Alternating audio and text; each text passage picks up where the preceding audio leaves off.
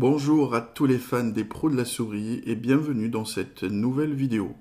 Aujourd'hui, on va parler d'un vieux problème dans les ordinateurs qui existait pratiquement depuis le début, et c'est le problème des Mac versus les PC. Voilà, quel est le meilleur, quel est le plus performant, quel est le plus, on va dire, adapté à chaque utilisateur. Bon, juste pour vous dire que ce sujet est un sujet passionnel. C'est quasiment une religion. C'est comme si on vous disait quelle est la meilleure religion et avec toutes les passions que ça peut déchaîner derrière. Ce sujet, c'est la même histoire. Donc, il y a des gens qui sont fans absolus de Apple et qui vont le défendre bec et ongle. Et pareil, de l'autre côté, il y a des gens qui aiment le PC, qui aiment la liberté du PC, et qui vont le défendre.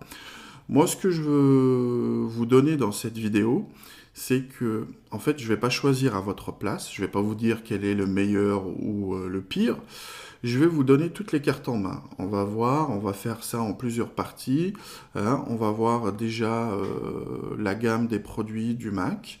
On va faire un saut dans le temps et on va suivre l'histoire de la rivalité de la société Microsoft qui fait Windows et de la société Apple qui fait les Mac, etc.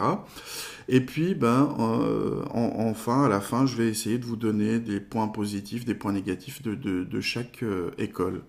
Et puis, vous aurez toutes les cartes en main pour dire, voilà, moi, selon, par exemple, mon utilisation, ou selon mon budget, ou selon X ou Y, je préfère telle ou telle école à telle ou telle école. Voilà. Donc, c'est le but de cette vidéo.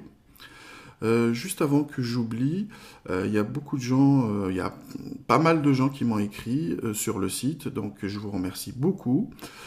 Juste, il y a 2-3 personnes, ils ont oublié de mettre leur adresse mail, ou ils ont mis une adresse mail invalide, donc dans le formulaire qui est sur le site. Donc je ne peux pas vous répondre. Si vous ne mettez pas votre adresse mail valide et vous vérifiez que c'est bien la bonne, je ne peux pas, après moi quand j'écris, ça me fait une erreur, je ne peux pas vous envoyer le courrier. C'est logique. Alors, on va commencer. Premièrement, on va parler du Mac. Je vais me concentrer un peu plus dans cette vidéo-là, je vais me concentrer un peu plus sur le Mac. Pourquoi? Parce que toutes les leçons précédentes qu'on a fait sur les pros de la souris, c'était des leçons pour le PC, pour Windows. Donc j'estime qu'on a eu assez de données concernant ce système d'exploitation et cette famille d'ordinateurs. Donc là, on va se consacrer un petit peu plus sur les Mac. Et il y a une demande, d'ailleurs, vous étiez nombreux à me demander des vidéos sur le Mac. Donc on va y aller petit à petit et je vais parler un petit peu plus du Mac que du PC dans cette leçon-là. Alors, c'est quoi les Mac? D'où ça vient le mot Mac? En fait, le Mac, c'est la société, quand on parle de Mac, c'est les sociétés Apple, que vous connaissez tous avec ces fameux iPhone, iPad, etc. Apple fabrique des ordinateurs, donc c'était leur premier boulot, et ils le font jusqu'aujourd'hui, avant de faire des téléphones et autre chose. Donc, ils fabriquent des ordinateurs. Ces ordinateurs, ils ont leur propre système d'exploitation. Donc les systèmes d'exploitation, on les a abordés dans les leçons avant, donc je vous inviterai à aller regarder ces leçons-là, si vous avez d'autres, on va dire, si vous voulez approfondir la question. Donc le système d'exploitation qui équipe les fameux Mac d'Apple, c'est Mac OS. Voilà. Et Mac, ça vient du mot Macintosh, on va le voir tout à l'heure quand on va remonter un peu dans le temps.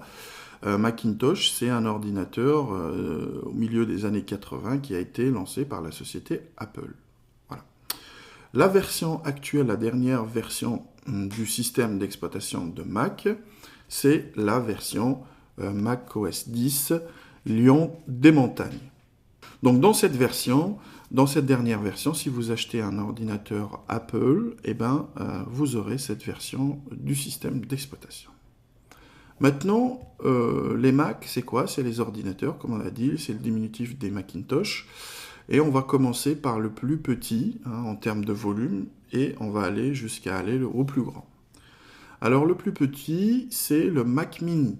En fait, c'est une espèce d'unité centrale, une petite unité centrale, qui est toute simple, hein, une espèce de carré avec les bouts arrondis, où on a derrière, hein, vous voyez ici sur l'écran, on a derrière l'alimentation, on peut brancher Internet, les prises USB, etc.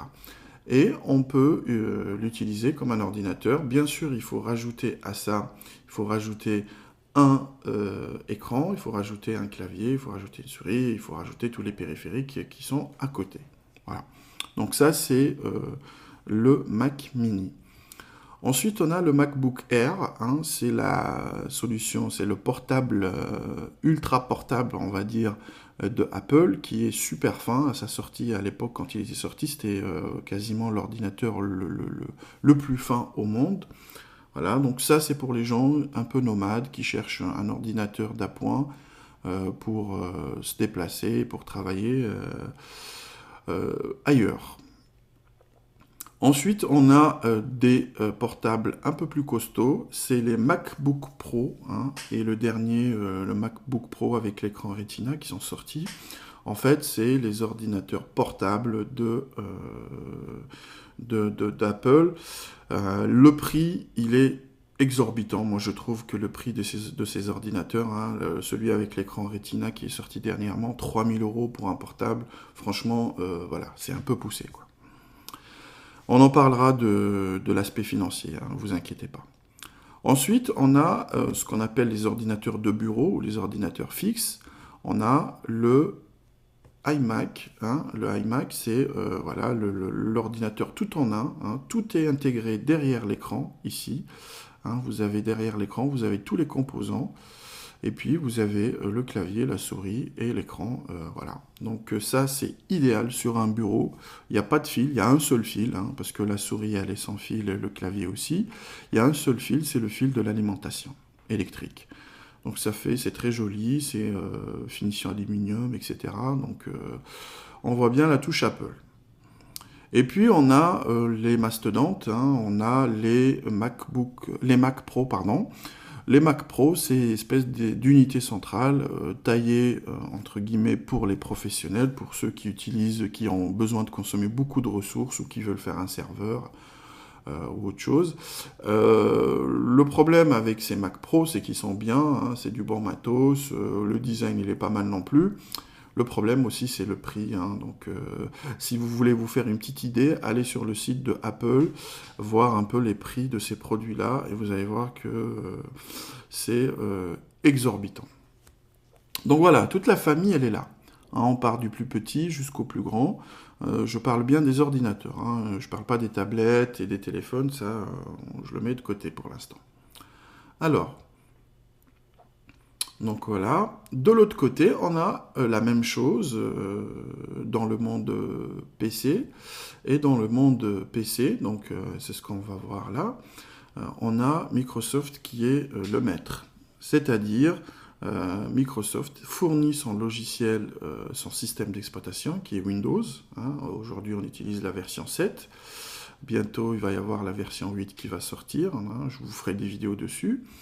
Et avec toute la pléthore des ordinateurs qu'on peut utiliser avec ce système-là ou ces systèmes-là de Windows.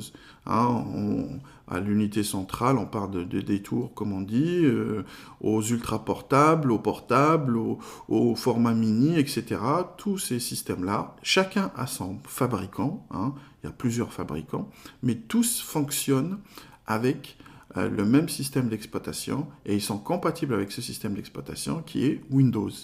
D'où on sépare les deux familles, on dit bah voilà, les Mac, hein, c'est ceux qui sont à droite à l'écran ici, c'est cette famille-là, et les autres PC, c'est la version PC. Et les autres ordinateurs, pardon, c'est la version PC. Aujourd'hui, cette barrière qui existe entre les deux, elle est un peu floue. On va en parler un peu plus tard. Apple a changé de direction et a mis des puces Intel comme processeur dans ces machines-là. Donc, en théorie, ils sont compatibles à l'intérieur, c'est exactement le même matériel, hein, sauf l'aspect extérieur, etc. À l'intérieur, c'est exactement les mêmes composants électroniques. Donc ils sont, on va dire, quasi comparables.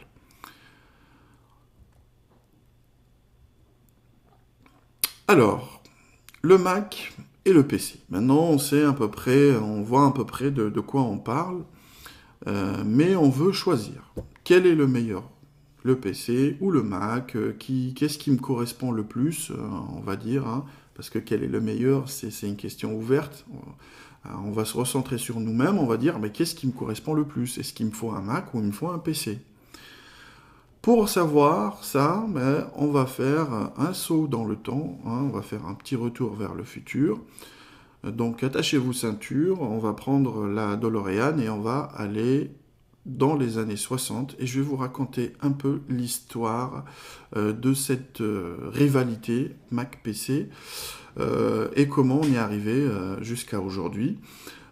J'estime que c'est comment dire, primordial pour comprendre un peu la philosophie des ordinateurs qui tournent sur le système macOS et les ordinateurs qui tournent sur Windows.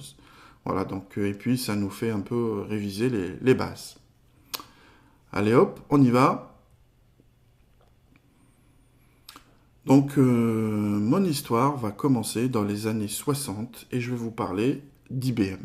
IBM, à cette époque-là, c'était le grand géant des ordinateurs, quoi. Il n'y avait pas, ou très très peu d'ordinateurs personnels. Les ordinateurs, c'était des gros blocs, hein, comme on voit à l'image ici, où on les utilisait dans des entreprises, dans des banques, voilà, des choses comme ça, pour faire un travail laborieux et complexe. Et IBM, donc, était le maître incontesté dans ce domaine-là. On fait un saut jusqu'en 1970 et je vais vous parler de la société Xerox. Vous connaissez peut-être cette société qui fait jusqu'aujourd'hui des photocopieurs, hein, donc, et des imprimantes, je crois. Donc pourquoi je vais vous parler de ça, hein, on ne va pas parler d'imprimante, mais cette société, dans les années 70, a senti le vent un peu tourner, a dit, bah voilà, il va y avoir de plus en plus de documents numérisés, numériques, hein, si l'informatique se démocratise, et c'est ce qui va arriver bien sûr 10 ans après. Moi, société qui mise tout sur le papier et les photocopies, peut-être qu'un jour, on n'aura plus besoin de ce papier, et il faut que j'assure mes arrières, il faut que je développe quelque chose, il faut que j'ai quelque chose dans mon répertoire qui me permet de me retourner. Alors, puis je vous donne juste un petit exemple, la société Kodak, qui était le leader sur le marché de la photo, elle a mal négocié le virage numérique, et elle paye le prix très très cher aujourd'hui. Donc je reviens sur Xerox, 1970, donc on essaye de mettre au point un espèce de centre, hein, ça s'appelle Xerox PARC, où on sélectionne une cinquantaine de scientifiques, c'est des mathématiciens, des informaticiens, etc. C'est la crème de la crème, on les prend, on leur donne un budget quasi illimité, on leur dit, voilà, vous avez carte blanche, faites-nous le bureau de demain, faites-nous l'informatique de demain, voilà.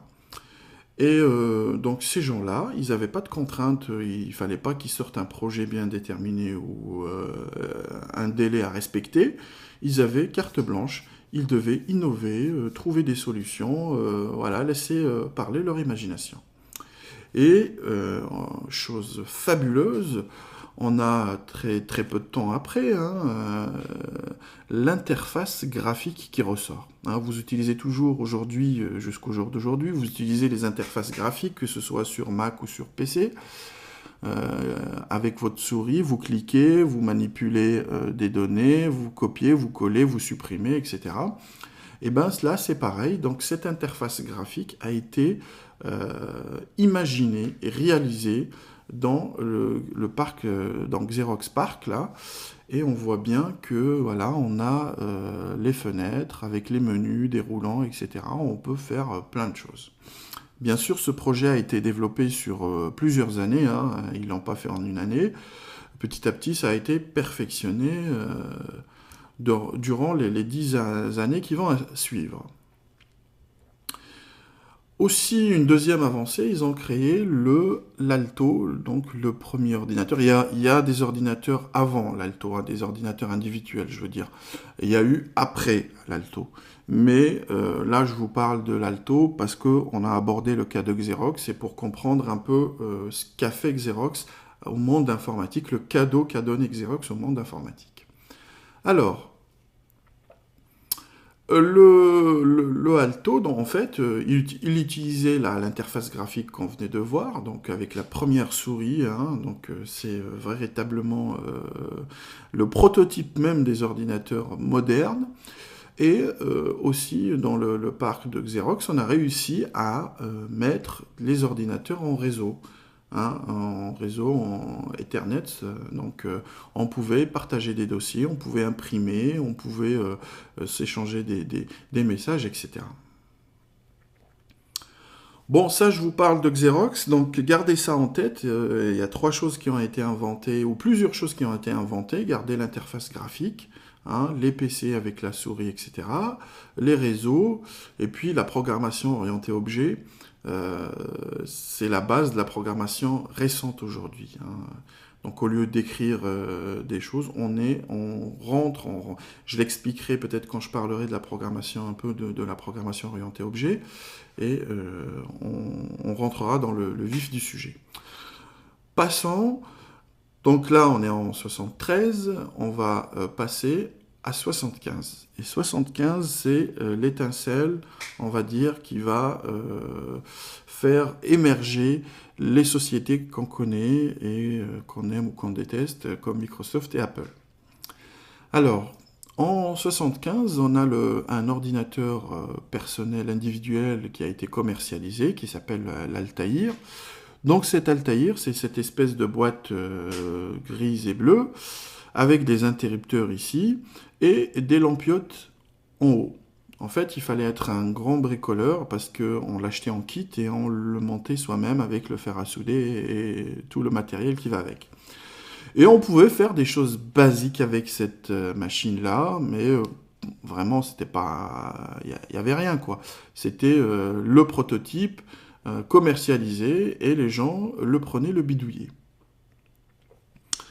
Mais tapis dans l'ombre, on a Bill Gates que vous voyez ici en bas à gauche, et son collègue et cofondateur de la société Microsoft, Paul Allen.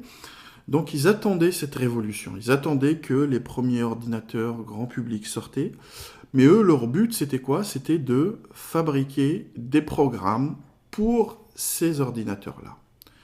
Donc dès qu'ils ont vu que ça bougeait un peu, bah hop, ils ont créé Microsoft. Bill Gates a abandonné ses études, a arrêté ses études et a lancé la société. Ils ont développé ce qu'on appelle le BASIC, c'est un langage de programmation pour programmer l'Altaïr qu'on voit au-dessus. Donc ils sont rentrés dans la course, flairant, on va dire, le bon filon. En sachant que Bill Gates et Paul Allen, bon, ils aimaient bien développer des petits logiciels, des programmes, etc. À l'époque, bon, c'était quand même les débuts, donc il fallait tout inventer. On passe à l'année suivante. L'année suivante, c'est l'année 76. Là, c'est la rencontre entre 2 génies. Je pèse mes mots. Le premier, Steve Jobs, donc le génie des affaires. Hein, donc il faut pas se leurrer. Hein, Steve Jobs, c'est pas un informaticien. Steve Jobs, c'est un visionnaire. C'est une machine à cash. Donc voilà. Le gourou du marketing, avec le génie des circuits intégrés, j'ai nommé Steve Wozniak. Donc Steve Wozniak, c'était quand il a vu l'Altaïr, l'ordinateur que je vous ai montré un peu avant. Voilà, il était emballé, il a dit, bah voilà, il a ouvert, il a bidouillé, il a dit, bah je peux créer le mien, je vais essayer de créer mon propre ordinateur personnel. Et cet ordinateur personnel, donc il se mettait à le fabriquer, donc, et il le perfectionnait de jour en jour, de semaine en semaine, et il avait un prototype. Un jour, ben, Steve Jobs voit ce prototype et propose à Wozniak de créer une société pour vendre cet ordinateur, si on peut appeler ça un ordinateur, pour essayer de le commercialiser. Bon, Wozniak était plus d'un caractère dominé et Steve Jobs était plus dominant. Donc il a entraîné Wozniak dans cette aventure, un peu malgré lui, parce que Wozniak, ce qui l'intéressait, c'était pas de monter une entreprise, c'était de fabriquer des choses et de fabriquer son propre ordinateur. Et cette année-là, donc, sort le Apple I. Donc Steve Wozniak a fait un travail extraordinaire. Il a simplifié le concept de l'ordinateur avec les puces et il a monté ce qu'on appelle le Apple I. Vous voyez ici, hein, il fait avec du bois à l'intérieur. Bon, il y a des composants qui ont été achetés, bidouillés, montés, etc. Par Wozniak. Et Steve Jobs donc réussit à vendre une cinquantaine d'exemplaires de cet Apple I. Vous rendez compte, hein, dans les années 76, vous allez avec un bidule pareil, vous arrivez à vendre une cinquantaine d'unités. Et ce qui a réconforté Jobs dans son idée que ce produit-là, c'était un produit demandé, qu'il allait être demandé par beaucoup de personnes. Donc Steve Jobs, qu'est-ce qu'il fait? Il va à la chasse aux capitaux, il gonfle les comptes de la société et commence la fabrication l'année suivante de l'Apple II. Et vous voyez la différence, hein, donc, entre le 1 et le 2. On voit bien là le côté léché du design qui a commencé c'était très précoce, hein, chez Apple, grâce à Steve Jobs. Et l'Apple II, donc en 77, qui a été commercialisé jusque dans les années 90, hein, à savoir. Hein. Donc il se vendait, on le gardait, on le passait à ses enfants, etc. C'était un ordinateur, on va dire, à l'époque, c'était une petite révolution.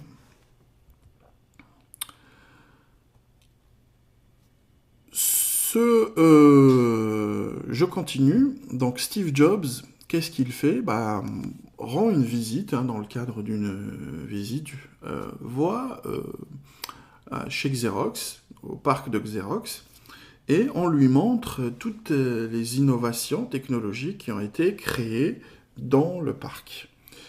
Et on lui montre les ordinateurs reliés en réseau, on lui montre la programmation orientée objet, on lui montre l'interface graphique. Et là, Steve Jobs tombe littéralement amoureux de cette interface. Il dit, bah voilà, ça, c'est le futur de l'informatique. Il me le faut dans mon ordinateur, dans mon Apple, dans mes ordinateurs Apple. Il me faut cette interface et c'est ça l'avenir de l'informatique. Donc il a eu beaucoup de flair, hein, Steve Jobs, il sent venir les choses, hein, et c'est ce qui lui permet de créer des tendances comme ça. Et bien sûr, le mérite de l'interface graphique revient à Xerox, mais Steve Jobs, il s'en fout. Hein. Pour lui, ce qui l'intéresse, c'est qu'il a trouvé son idée, et il faut qu'il la mette en œuvre. Qu'est-ce qu'il va faire ? Il va demander à toute son équipe, hein, il va exiger de Xerox d'aller faire une visite, une démonstration, il va ramener toute son équipe, ses ingénieurs, etc., pour voir ces innovations, pour s'en inspirer. Bien sûr, là, Xerox a fait une erreur, à mon avis, parce que tous ces éléments-là, ils auraient été brevetés, on va dire, et puis verrouillés, et puis commercialisés. La société Xerox, aujourd'hui, serait peut-être plus riche qu'Apple. Bon, bref, ça, on le saura jamais.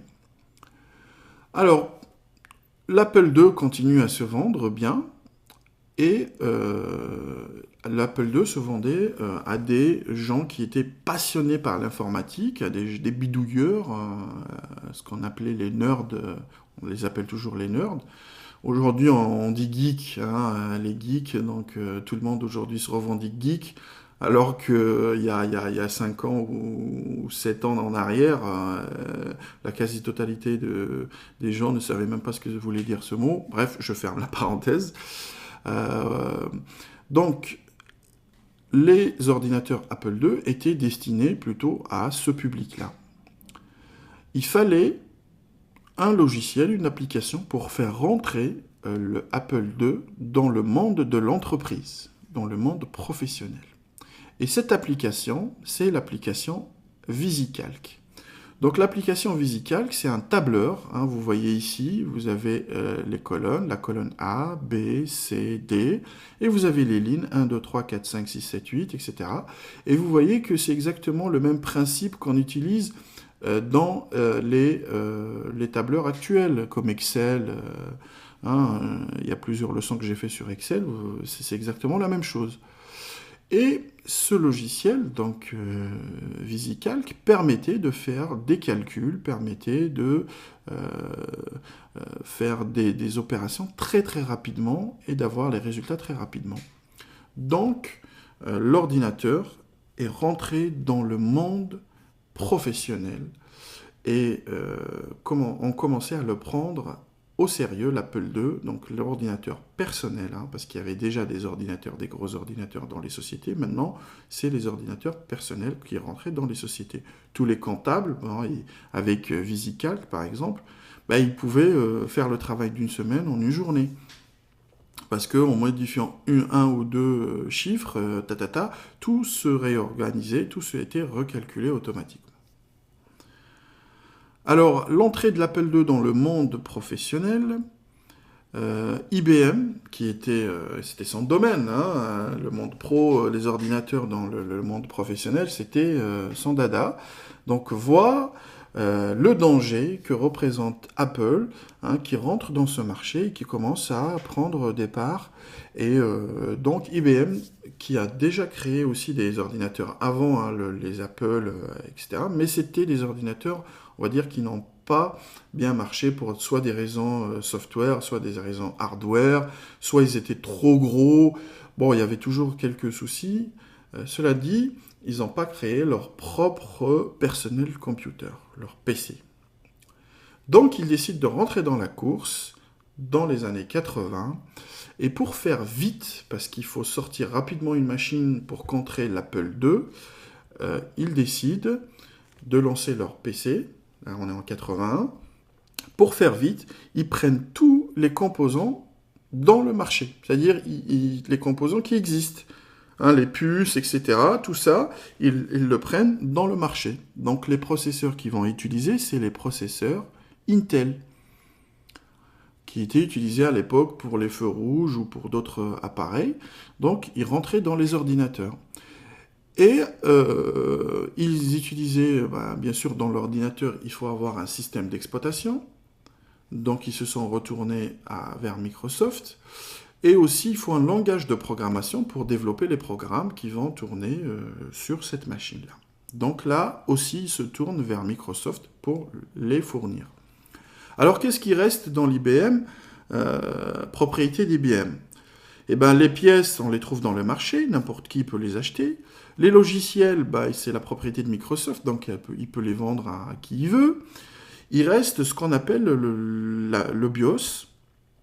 Donc le BIOS, c'est cette petite puce, cette petite pièce qui est dans la carte mère, quand vous allumez votre ordinateur, c'est elle qui se lance en premier, qui lance le programme qu'elle contient, et ce programme va permettre de reconnaître l'écran, le clavier, le processeur, va permettre de lancer le système d'exploitation ou faire telle ou telle chose. Pour faire plus simple, quand vous allumez votre ordinateur au tout début, votre PC, il y a une espèce d'écriture qui apparaît, la marque, des chiffres, des lettres, et c'est ça, le BIOS en fait, qui s'exécute à l'écran avant le lancement de votre système d'exploitation qui est Windows. Voilà. Donc il restait que cette puce. Alors, les ordinateurs IBM, donc on a dit toutes les pièces sont là, sauf que il faut un BIOS pour faire lancer tout ça, pour que ce soit compatible, et les logiciels, c'est Microsoft qui va les fabriquer. Je vais vous parler un peu des logiciels juste après. Cette facilité relative donc, a permis à d'autres constructeurs de fabriquer des clones de cette IBM PC, d'où aujourd'hui la famille des PC. Donc on fabrique, on prend toutes les pièces, on les assemble, et par rétro-engineering, ils ont fait le BIOS, ils ont refait un BIOS qui était compatible et qui marche très bien, et on a des clones de l'ordinateur d'IBM, et en plus ces clones-là peuvent marcher avec les logiciels de Microsoft, puisqu'ils sont faits pour l'IBM et ils sont compatibles. Juste pour l'anecdote, Bill Gates aussi, c'est un petit filou avec Paul Allen, hein, donc c'était des petits filous.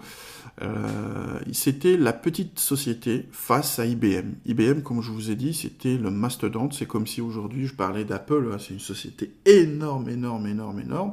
Microsoft, c'était une petite société qui faisait des logiciels. Ils avaient développé le BASIC, donc ils avaient déjà leur programme de langage de programmation.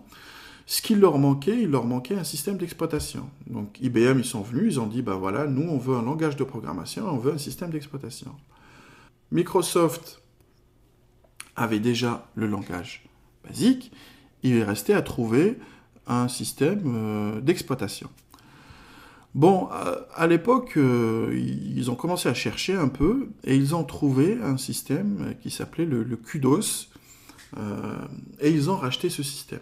Ils l'ont racheté 50 000 $. Et ils ont proposé à IBM de dire, bah voilà, on va prendre ce système, on va vous l'améliorer, et après vous pouvez le mettre dans vos IBM PC. Et c'est comme ça que la société Microsoft a profité de la notoriété d'IBM, hein, parce que IBM c'était connu, archi connu, donc quand on avait un ordinateur IBM, c'était un gage de qualité, c'était de stabilité, de confiance, etc.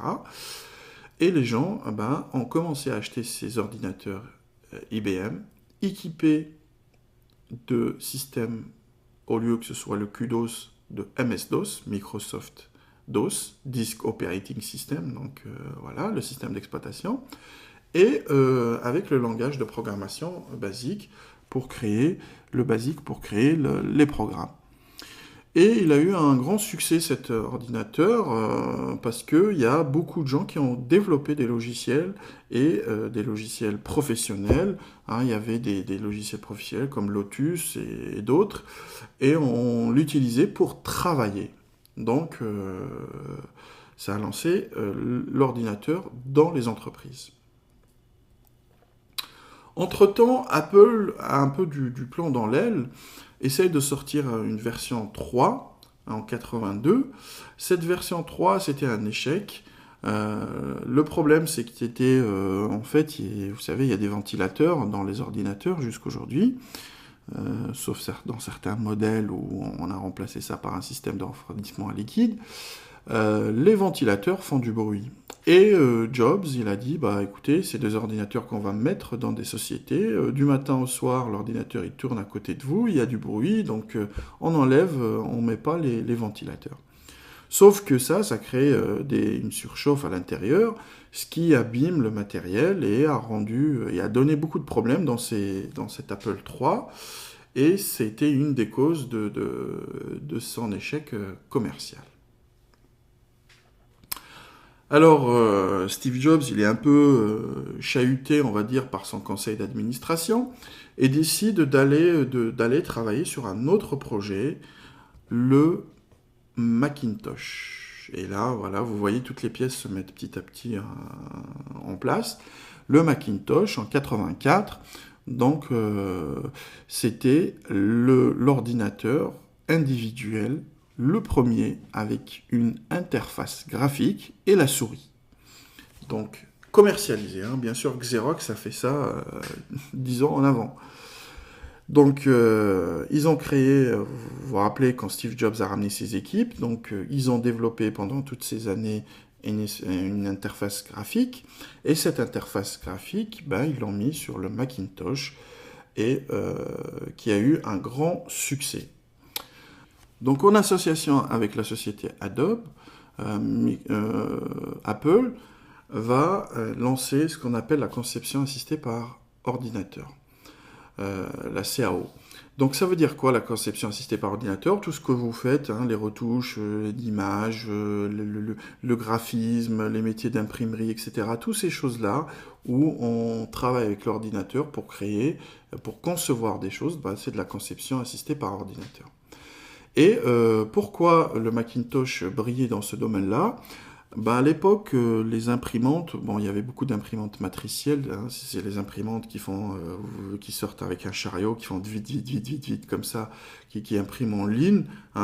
On pouvait pas, on avait un caractère bien défini, un police caractère, donc on pouvait pas sortir de ces caractères-là, ou quand on faisait un dessin, c'était approximatif.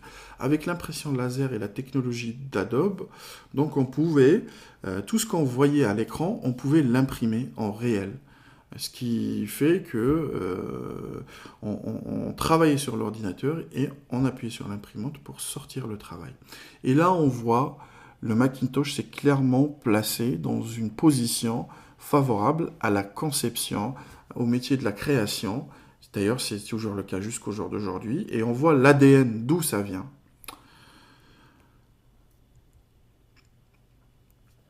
Alors la société IBM, donc toujours qui commercialise ces ordinateurs, n'a pas encore proposé d'interface graphique. Donc pour eux, c'est toujours sous DOS, l'écran noir, et on écrit les instructions à la main. La société IBM demande à Windows de lui développer un autre système d'exploitation, OS2, de travailler sur le développement de OS2. Sauf que Microsoft a d'autres projets en tête. Depuis que Bill Gates a vu le Macintosh avec son interface graphique, pourquoi il l'a vu? Parce que Steve Jobs a appelé plusieurs sociétés pour créer des logiciels pour ce Macintosh. Donc ils ont vu le projet qui était en train de grandir. Donc il a voulu créer lui aussi son système d'exploitation avec l'interface graphique. Et vous voyez ici la version 1.01 en 85 de Windows. Déjà, à cette époque-là, ils avaient mauvais goût en matière de couleurs. C'est très flashy. Bref, donc Windows, en parallèle de OS2, la société Microsoft était en train de développer les deux. Donc ils ont scindé leurs équipes. Il y avait une partie qui travaillait chez IBM, pour IBM, sur OS2, et une autre partie qui travaillait sur l'interface graphique qui s'appellerait Windows.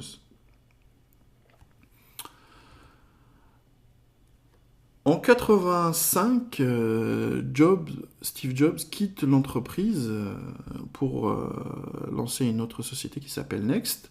Donc il a quitté l'entreprise, pourquoi? Parce que, on va dire, ils avaient un peu marre de Jobs, et c'était un vrai tyran.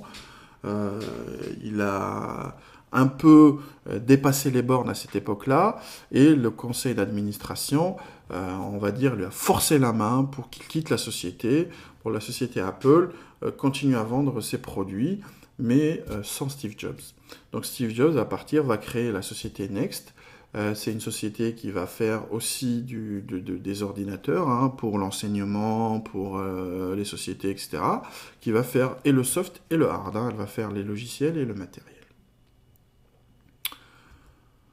Voilà, là, durant toutes ces années-là, on a en parallèle les deux systèmes, plus ou moins avec du succès. La société Apple a commencé un peu à avoir un peu du plomb dans l'aile, donc il y avait un manque de renouveau, ça marchait pas, c'est devenu un fabricant parmi tant d'autres. L'explosion des PC, donc, comme je vous disais tout à l'heure, les clones d'IBM, donc qui était complètement légal, parce qu'on s'est protégé, on a fait de la rétro-ingénierie pour fabriquer ces machines-là. Et donc Windows, avec la version 3 là qu'on voit à l'écran, et plus précisément MS-DOS, équipait la quasi-majorité des ordinateurs, des PC de cette époque-là. Et comme je vous l'ai dit tout à l'heure, la société Apple a porté plainte contre la société Microsoft pour l'interface graphique. Parce qu'ils ont dit, bah, ils nous ont copié, c'est quoi ce travail? Nous, on l'a fait. Ils ont oublié que c'était Xerox qui avait mis le concept sur pied. Alors, il y a eu un procès, donc en 90,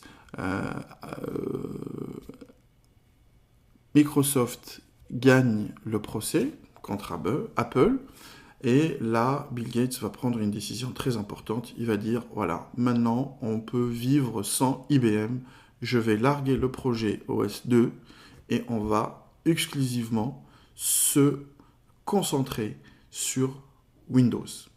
Voilà.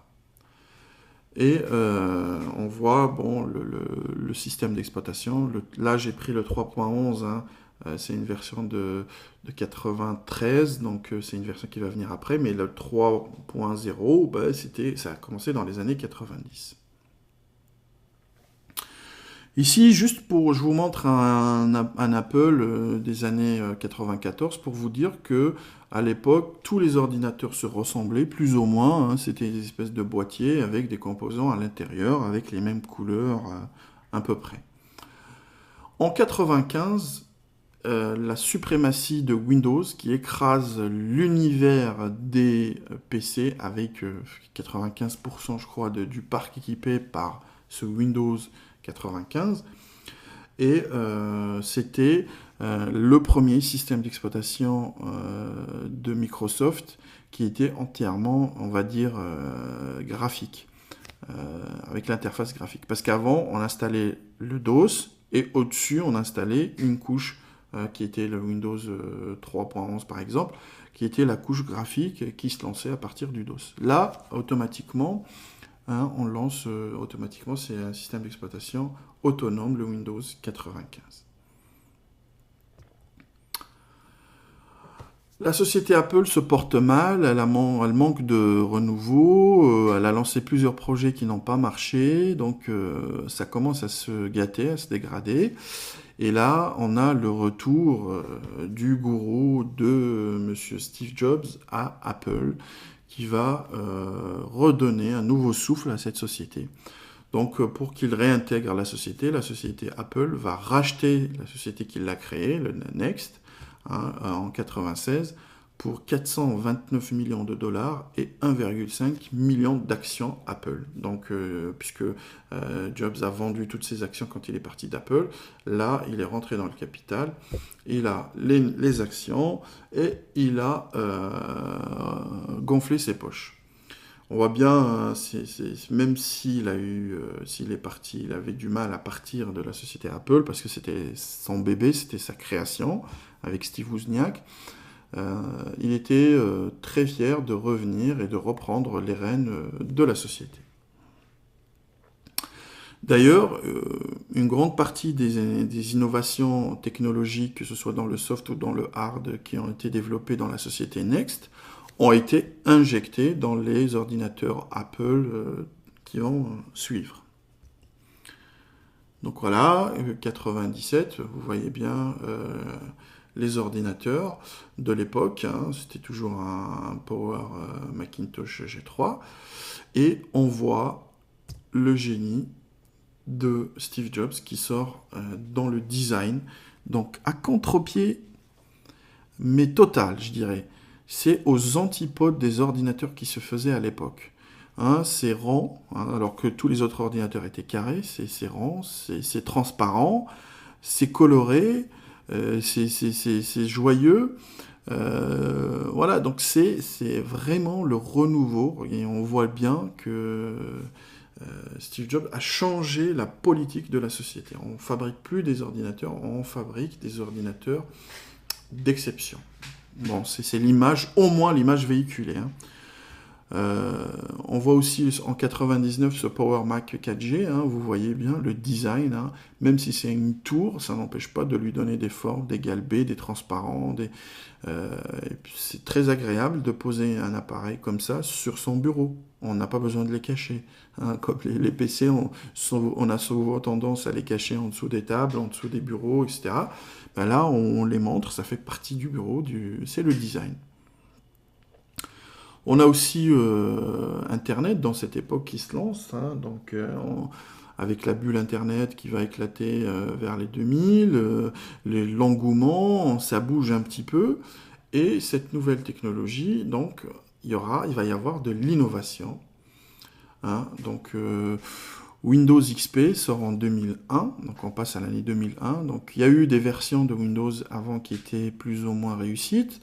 Là, Windows, la particularité de XP, c'est qu'il a un même cœur, que ce soit pour la version professionnelle ou pour la version familiale.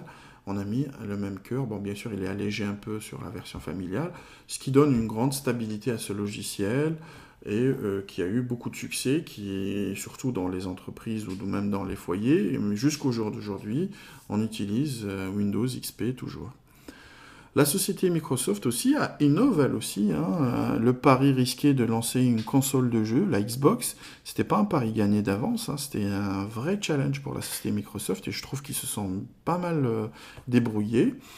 Donc ils ont investi le chemin des jeux.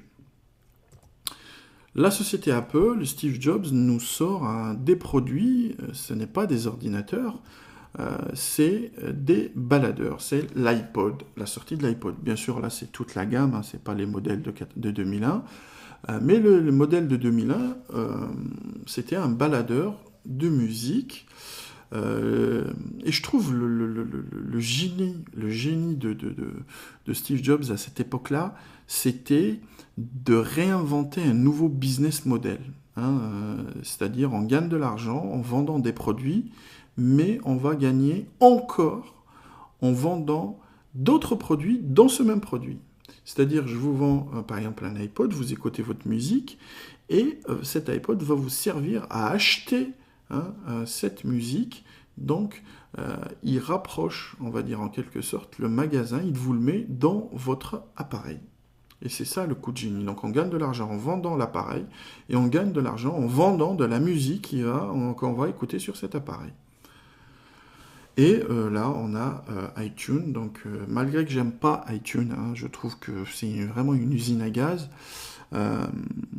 Mais cette application qui tourne à la fois sur les appareils et sur l'ordinateur, sur les appareils mobiles, que ce soit iPhone, iPad, on en parlera un peu après, et sur les ordinateurs, que ce soit PC ou Mac, vous permet d'acheter, de faire vos courses, d'acheter toute la musique que vous voulez. Vous voulez un seul titre, et ben vous n'êtes pas obligé d'acheter tout l'album.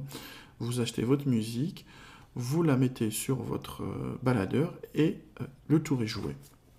Bien sûr, à cette époque-là, il y avait ce qu'on appelait les lecteurs MP3. C'est des petites clés en format USB qu'on mettait dans l'ordinateur et qu'on chargeait. Mais le problème, c'est qu'il fallait qu'on prenne le CD, il faut qu'on l'achète, ou qu'on le pirate, entre guillemets, il fallait qu'on le mette sur l'ordinateur, il fallait qu'on le transforme en MP3, il fallait ensuite les copier sur cet appareil, hein, pour créer une liste, il fallait faire des répertoires, bon, c'était un peu compliqué. iTunes, qu'est-ce qu'il faisait? Eh bien, il fait tout ça. Vous avez besoin d'acheter un morceau? Eh bien, il va vous l'acheter au format qu'il faut, directement, sans prise de tête, pour un prix dérisoire. Et cette révolution va changer le monde de l'informatique. Hein, donc, elle a changé deux mondes. Elle a changé le monde de la téléphonie et le monde de l'informatique. Toujours l'innovation dans le design, hein, ce iMac 4G de 2002, regardez, c'est une merveille. J'ai jamais vu un ordinateur, on n'a jamais vu un ordinateur comme ça. C'est quoi? C'est une lampe? C'est un robot? C'est quoi? C'est un presse-papier? On ne sait pas. Sur un bureau, ça fait classe, poser ça sur un bureau, donc avec ses couleurs, avec ses mélanges, ce verre, ce plastique, ce chrome, etc. Ça fait très très classe. Et la société Apple décolle, hein, donc avec ses nouveaux modèles et avec son iPod. Bien sûr, les unités centrales aussi, les Mac Pro à cette époque-là, aussi, ils ont eu leur lot de rénovation. hein, et on voit que le point est mis sur le design. Hein, on voit sur plusieurs modèles, regardez, donc on change, on expérimente, on enlève des coloris, on rajoute, on met de l'aluminium, etc. Et en 2005, Apple lance ce qu'on appelle le Mac Mini, ce que je vous ai montré au tout début. Donc ce Mac Mini, c'est une petite unité centrale qui nous permet d'avoir un Mac à nous, hein, qui est posé. Microsoft aussi innove, hein, donc la Xbox 360, hein, c'est l'amélioration de la version précédente, hein, qui sort toujours en 2005. On voit bien que Microsoft a pris la direction des jeux vidéo et Apple a pris la direction de la musique, des baladeurs. Alors pour contrer un peu ça, Microsoft lance son baladeur, le Zune, en 2006. Bon, il ne va pas marcher, mais bon, ils ont essayé de lancer ça avec une boutique, etc., pour essayer de faire comme Apple, mais on va dire que c'était un peu trop tard. Hein, Apple s'est positionné au moment opportun. On voit ici aussi l'innovation du design, hein, donc le design qui évolue, qui se simplifie, qui change. Et toujours, Apple se soucie du détail. On voit ici, par exemple, un iMac en 2007, un iMac contre un Dell, et on voit la quantité de fils qu'il y a derrière, hein, le fil de la souris, le fil du clavier, le fil de l'alimentation, le fil de l'écran, le fil de la webcam, le fil de ci, le fil de modem, le fil. Et bien là, on voit, et encore là, si on avait un clavier et une souris sans fil, il n'y aurait qu'un seul câble, c'est le câble d'alimentation. 2007, l'apparition de l'iPhone première génération.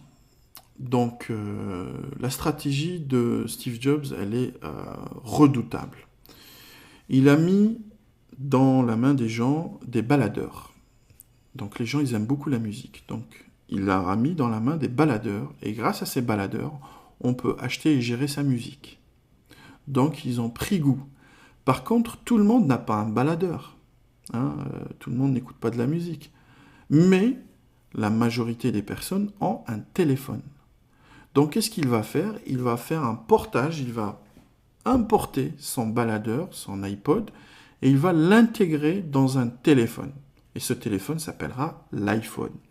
Donc, cet iPhone, d'ailleurs, on a l'application iPod ici, vous la voyez ici, on peut écouter la musique, on peut acheter, puisque le téléphone, il est connecté, par principe. Donc, on peut directement, sans aller sur un ordinateur ou un autre appareil, on peut directement acheter ces musiques directement sur le store de Apple. Et bien sûr, Apple touche une commission à chaque fois que vous achetez. 30% bien sûr pour Apple. L'innovation, ça c'était la première innovation de ce téléphone. La deuxième innovation de ce téléphone qui m'a bluffé moi à l'époque, c'était son interface. Le toucher de l'écran, il est d'une qualité exceptionnelle. J'ai manipulé beaucoup d'appareils, que ce soit tactile ou des choses comme ça, auparavant. Jamais j'ai ressenti la même sensation que sur un iPhone de première génération. Bien sûr, les autres, ils ont gardé le même truc, mais bon, on n'a plus cet effet de surprise, hein, la première fois quand on touche, on manipule. C'est d'une fluidité, c'est comme si c'était réel en fait. On a la sensation de toucher des vraies icônes, de manipuler un vrai écran, des choses physiques, alors que c'est juste un bout de verre et des icônes derrière. D'ailleurs, Steve Jobs a dit à cette époque-là que ce téléphone avait 5 ans d'avance sur les autres. Sur ce point-là, et sur le point du store et de pouvoir d'acheter des applications et des choses comme ça, c'est vrai. Bon, il y avait d'autres points où l'iPhone était en retard, notamment le fameux copier-coller qui n'existait pas au début, alors que c'était faisable dans tous les autres smartphones à l'époque. Mais bon, petit à petit, l'iPhone a rattrapé ces retards-là. Mais sur ces deux points que j'ai cités avant, c'était vraiment une révolution.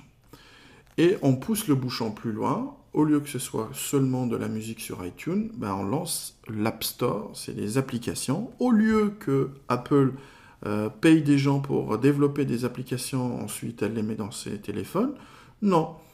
Elle propose juste une plateforme où les gens vont développer leur téléphone, développer leur application et les mettre dans cette App Store. Et puis les gens peuvent les acheter ou les télécharger gratuitement. Il y a de la pub bien sûr. Et Apple touche 30% de chaque fois que vous achetez une application ou quelque chose sur ces stores. Donc on voit bien le génie de Steve Jobs, hein, c'est la machine à cash, il a créé le business model en or. Hein, donc on ne peut pas se tromper. Hein. Vous achetez, vous rachetez, re-rachetez, vous achetez l'iPod, vous achetez l'iPhone. Dans l'iPhone, vous achetez votre musique, vous achetez vos applications, vous achetez les journaux, etc. Vous achetez tout. Le MacBook Air aussi, une innovation à son époque, c'était l'ordinateur, un des ordinateurs les plus fins au monde en 2008. Hein. On se rappelle tous quand Steve Jobs l'a sorti de son enveloppe. Il y avait une enveloppe en papier, hein. Donc Steve Jobs est venu avec une enveloppe en papier pour quand il faisait la démonstration. Il a ouvert l'enveloppe et il a sorti et il a ouvert. Il a dit bah voilà le MacBook Air. Windows aussi a eu son lot de problèmes avec notamment le détesté Windows Vista, hein, qui a duré une éternité pour son développement, ensuite qui était très très lourd, il y avait certains bugs, etc., des choses comme ça. Ça a été corrigé avec la version 7 que j'apprécie énormément. Voilà, toujours on continue, les Apple continuent à se perfectionner. Et en 2010, on a l'iPad qui sort, cette tablette. Il y a eu des tablettes avant, il ne faut pas se dire que non, machin, c'était Apple qui a... Non, il y a eu des tablettes bien avant, mais je pense que le software n'était pas prêt, ni le hardware d'ailleurs. Là, c'était le bon moment et Apple a fait un très bon travail. Donc l'interface qu'on parlait tout à l'heure, qu'on a dit, le système d'exploitation iOS qu'on trouvait dans les iPhones et dans les iPods, était sur cette tablette. Moi, j'étais sceptique au début. J'étais pas le seul. Il y avait beaucoup de personnes. On était sceptiques. On a dit, bon, c'est quoi l'intérêt d'avoir un gros iPhone, quoi, si c'est un gros iPhone, quoi.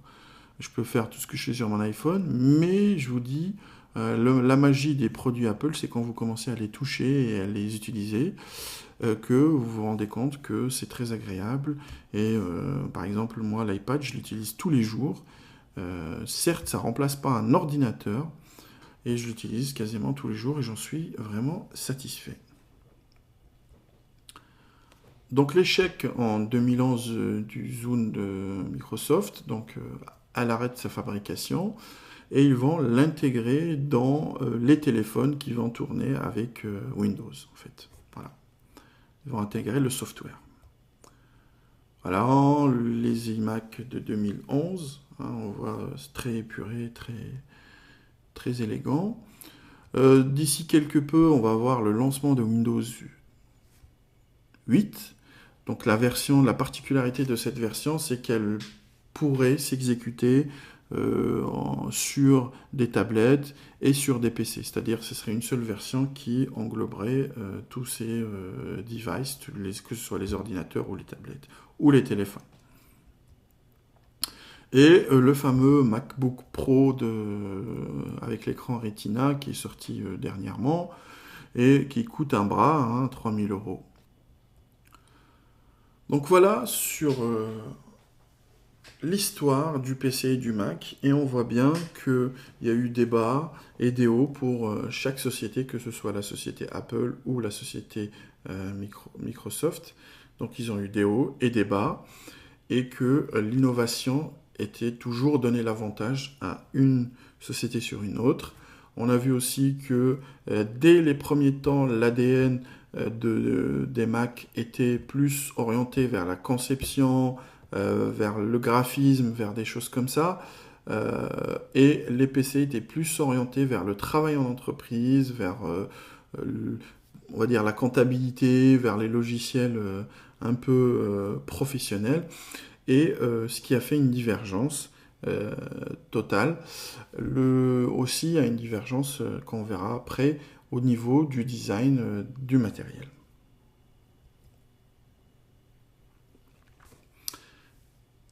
On va parler du software. Le software, c'est les logiciels qui fonctionnent dans le Mac.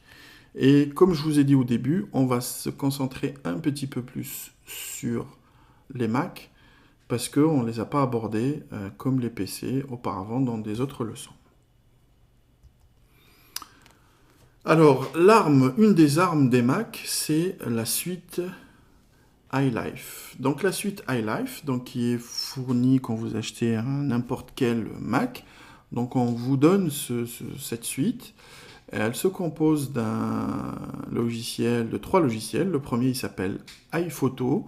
Donc iPhoto, c'est un logiciel qui vous permet de ranger vos photos, de les trier, de faire quelques petites retouches, c'est pas Photoshop non plus, d'archiver vos photos et de les classer. Donc c'est une petite application familiale sympathique. On a l'application iMovie.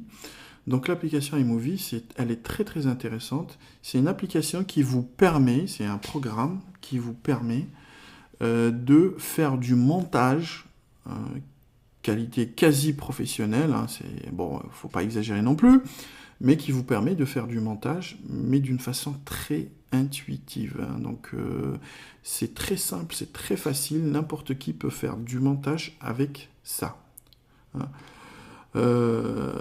Et le troisième logiciel, c'est le logiciel GarageBand.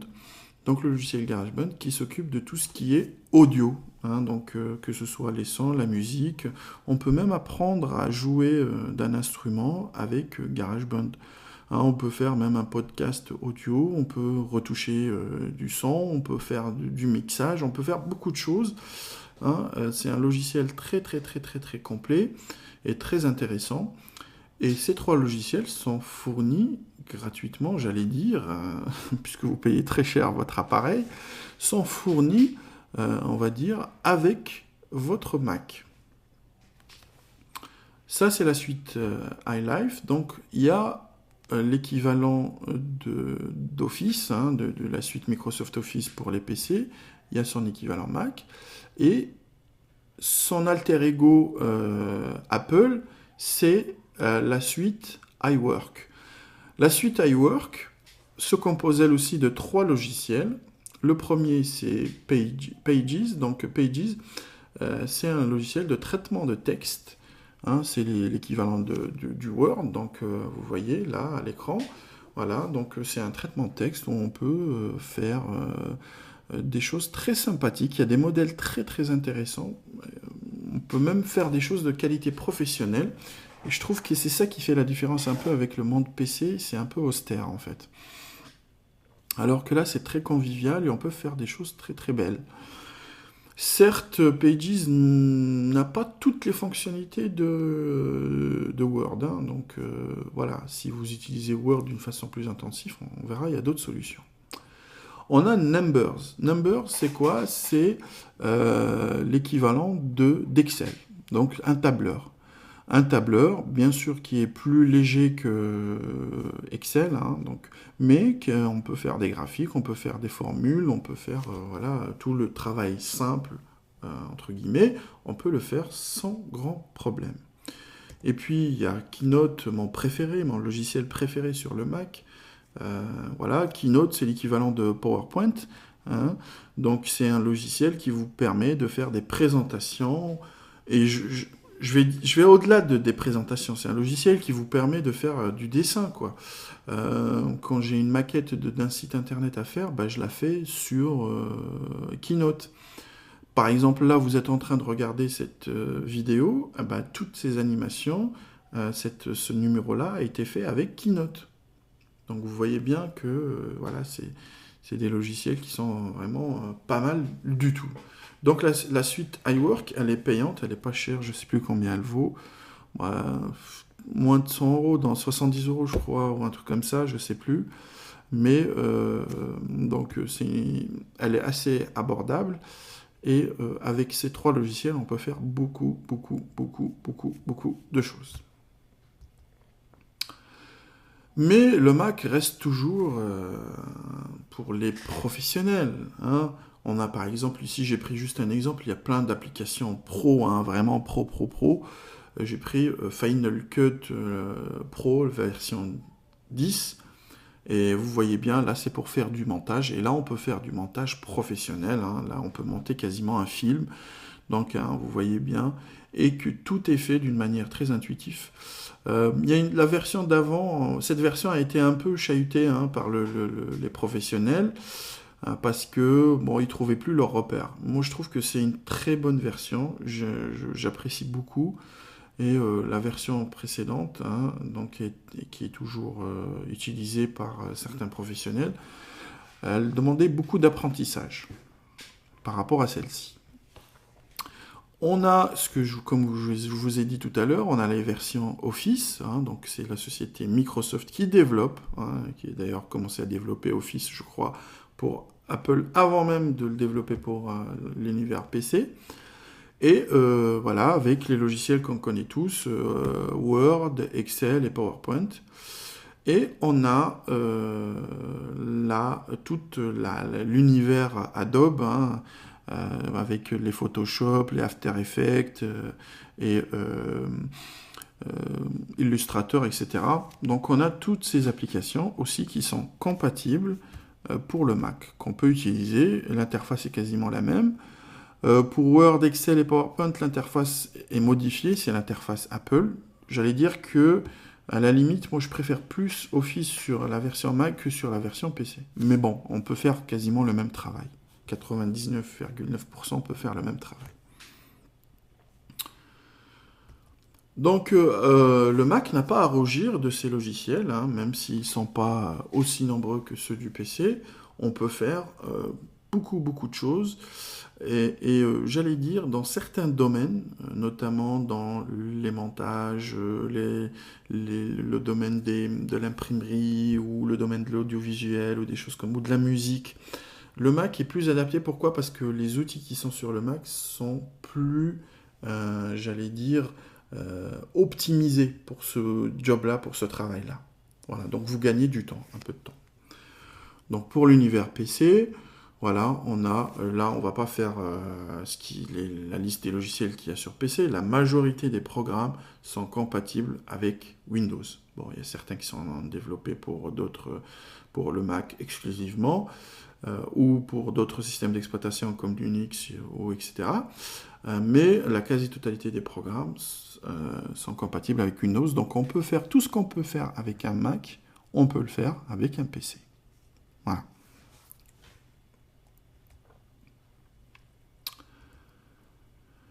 L'interface, donc ici j'ai mis côte à côte pour que vous puissiez voir un petit pour et contre des deux interfaces. Donc là on a l'interface de Windows 7, hein, qui est pas mal, hein. Elle est assez claire, assez spacieuse et bien ordonnancée. Et là on a l'interface du Mac. Et vous voyez bien que le Mac, voilà, c'est le souci du détail. C'est quelque chose, c'est très soigné, hein. Les icônes, le bureau, il y a des effets de transition, il y a tout ça, c'est fluide.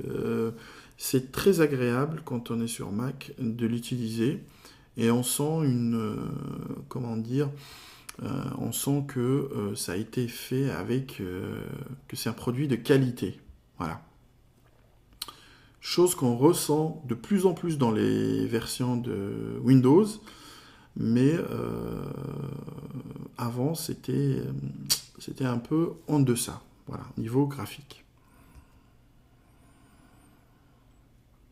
Les points faibles. Là, on va voir les points faibles. Les points forts, bon, on les connaît tous. Les points faibles, donc les points faibles du Mac. Le premier point faible, c'est qu'il est très cher. La configuration égale, un Mac coûte pratiquement le double d'un PC, hein, configuration égale, hein, je parle les mêmes composants à l'intérieur, je ne parle pas du boîtier, etc., de tout ça, le double, voire même le triple. Hein. Dans certains modèles, vous payez très cher le Mac. Et ça, je pense que Apple, s'ils baissaient de moitié leur prix, bien sûr, ils se font des marges phénoménales hein, là-dessus, hein. S'ils baissaient de moitié leur prix, ils vendraient 4 fois plus. Donc, ils seraient toujours gagnants.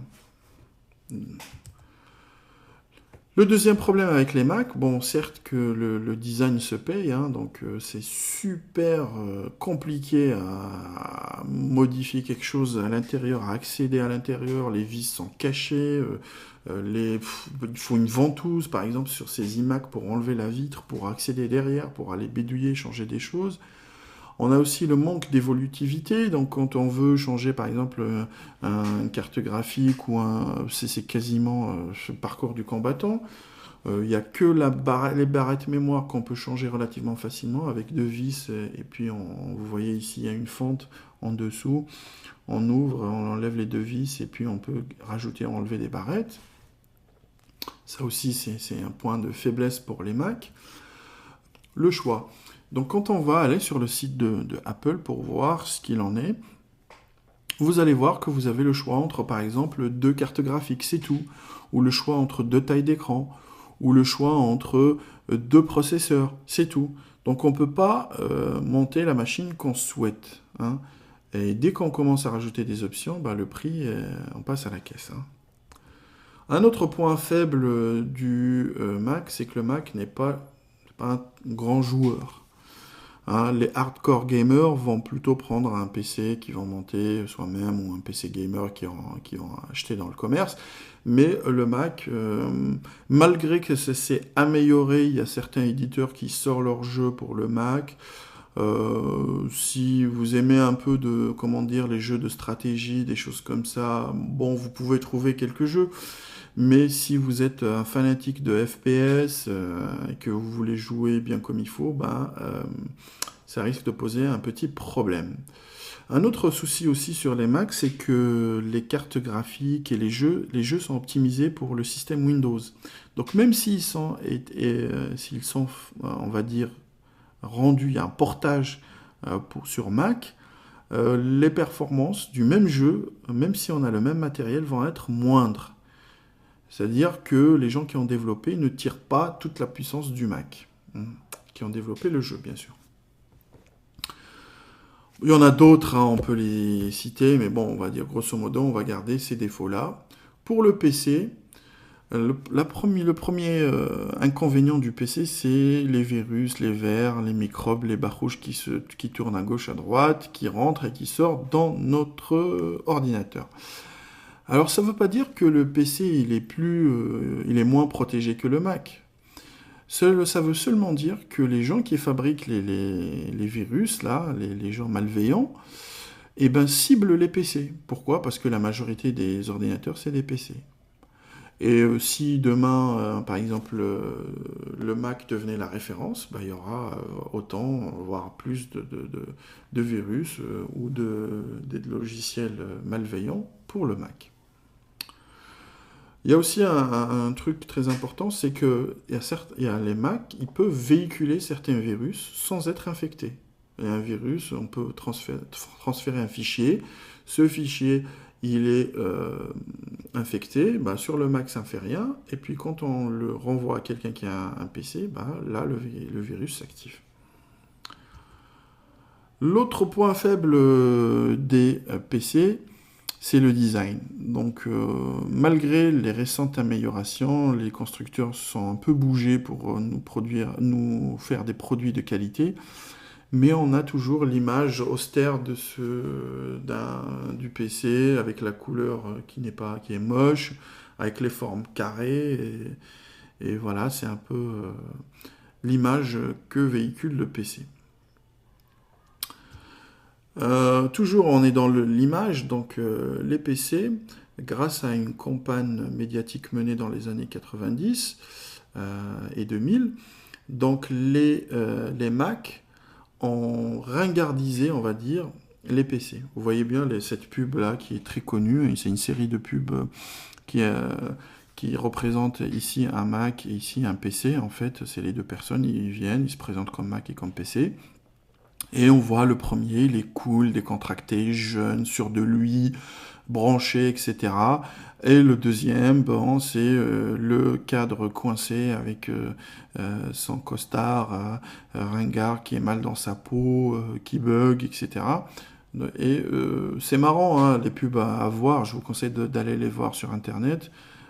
Et puis, c'est marrant de les voir, mais cette image-là, bon, a contribué à ringardiser le PC par rapport au Mac. Autre point faible des PC, c'est le prix qui chute. C'est-à-dire, vous achetez un ordinateur aujourd'hui, au bout de 6 mois, il a perdu la moitié de sa valeur. Au bout de 2 ans, il ne vaut plus rien. Chose qui est un peu différente sur le Mac. Un Mac, vous pouvez le revendre très bien. C'est comme les voitures allemandes, en fait. Ça se revend très bien en occasion par rapport à une italienne. Par exemple, vous achetez une Fiat Punto, 2-3 ans, vous voulez la vendre après, elle va rien valoir. Par exemple, si vous achetez une Audi, hein, vous la gardez 2-3 ans, vous la revendez, elle ne perd pas beaucoup. Voilà, c'est exactement la même chose, c'est l'offre et la demande, hein, parce qu'il y a beaucoup de demandes sur les Mac et moins sur les PC. Donc, et puis, un ordinateur sur PC, hein, l'ordinateur, c'est la somme, son prix, hein, c'est la somme des prix de ses composants. Donc, quand les composants baissent, le prix de l'ordinateur baisse aussi. Alors, Mac et PC, le mariage. On va les réconcilier, on va les marier. Hein. Donc, ils vont se marier, le Mac et le PC, grâce à Intel. Je m'explique. Alors, au début, les Mac, ils avaient leur propre architecture. Donc, les processeurs qu'on utilisait sur les PC ne marchaient pas sur les Mac. Apple a changé de direction, a pris une nouvelle direction et a fabriqué des ordinateurs compatibles avec l'architecture Intel. Et depuis ce temps-là, les Mac, c'est des PC. Voilà, c'est des PC, c'est devenu des PC avec un système d'exploitation qui est un macOS à l'intérieur. Ce qui nous ouvre toutes les portes. D'ailleurs, Apple a fait une application officielle qui est intégrée dans leur système d'exploitation qui s'appelle Bootcamp. Et cette application, qu'est-ce qu'elle vous permet ? Elle vous permet de créer une partition dans votre disque dur et d'installer en parallèle Windows sur votre machine, sur votre Mac. Donc vous aurez au démarrage, en appuyant longtemps sur la touche Alt, vous aurez un menu qui apparaît et vous pouvez choisir soit de démarrer avec Windows, soit de démarrer avec macOS 10. De l'autre côté, c'est moins rose, puisque Apple interdit d'installer macOS sur les PC. Donc, il y a des gens qui ont piraté la version et qui ont fait ce qu'on appelle un Hackintosh. C'est quoi un Hackintosh ? Ça compose de 2 mots, de hacking, piratage, et Macintosh, c'est les appareils, les ordinateurs Mac. Et quand on regroupe les 2 mots, ça fait Hackintosh. Et ils ont fait une version modifiée de ce système d'exploitation qui pouvait tourner sur des PC. Il faut certaines conditions pour que ça marche. Il faut que le matériel soit compatible. Il y a certaines conditions, il y a une démarche à suivre. Mais on peut l'installer. Voilà. Donc la boucle est bouclée. Donc le PC est devenu un Mac, le Mac est devenu un PC. La barrière est de plus en plus floue. Et pour moi, pour faire la conclusion, moi je dirais, pour moi l'ordinateur idéal c'est un PC Mac, c'est-à-dire un ordinateur qui aurait le design des Mac, les applications du Mac, avec le prix des PC et l'évolutivité des PC. Voilà, pour moi, ce serait l'ordinateur le top des tops. Donc voilà, je pense que vous avez toutes les cartes en main pour savoir comment choisir lequel. Est-ce que vous restez dans l'univers PC ou vous passez dans l'univers Mac. Si vous êtes intéressé par macOS, donc vous pouvez me laisser des commentaires ou des demandes pour faire d'autres leçons sur ce système d'exploitation-là.